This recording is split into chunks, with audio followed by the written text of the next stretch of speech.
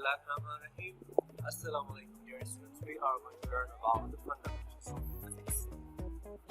So let's get started. So I have a question for you. What's physics? It's the study of matter, energy, and space, and interaction among them is called physics. What's matter and what's energy? Let's know about it.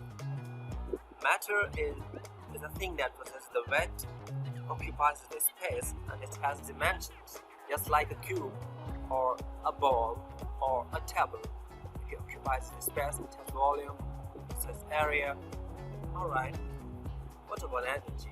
Energy doesn't possess any weight or mass, but it can only be transferred, like heat energy, light energy, electric energy, mechanical energy, and so on. So these are the types of energy: light energy, heat, kinetic energy, potential energy, electric energy, wind energy, nuclear energy. Whoa, what's that? The sun. It has a mass of 1.98 times power 30 kg. But it gives us energy. What kind of energy does the sun give us?